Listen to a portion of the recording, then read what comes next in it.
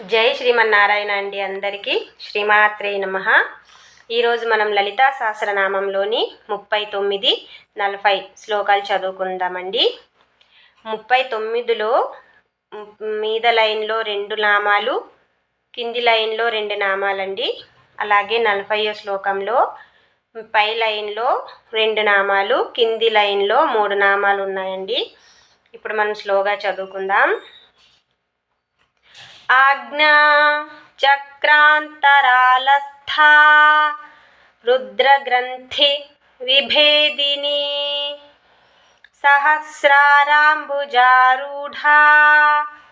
సుధా సారాభివర్షిణి తటిల్లతా సమరుచిః షట్చక్రోపరి సంస్థితా మహాశక్తిః కుండలినీ విసతంతు తనీయసి. ఇప్పుడు శ్లోకం రూపంలో చదువుదామండి. ఆజ్ఞాచక్రాంతరాలస్థా రుద్రగ్రంథి విభేదిని సహస్రారాంబుజారూఢా సుధా సారాభివర్షిణి తటిల్లతా సమరుచిః షట్చక్రోపరి సంస్థితా మహాశక్తిః కుండలినీ విసతంతు తనీయసి.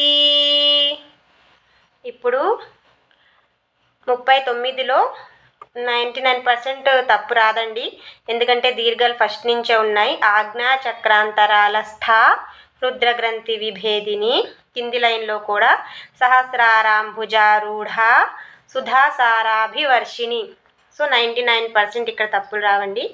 కింది లైన్లో 40వ శ్లోకంలో తటిల్లత సమరుచిః షట్చక్రోపరి, అరికి దీర్ఘం రాకుండా చూసుకోండి.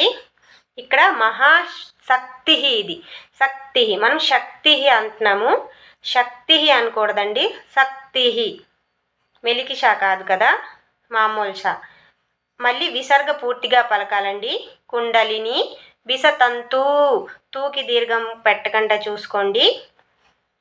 ఈ 2 శ్లోకాల్లో మీకు ఏదైనా డౌట్ ఉంటే నాకు కామెంట్లో అడగండి, నేను తప్పకుండా చెప్తానండి. శ్రీమాత్రే నమః.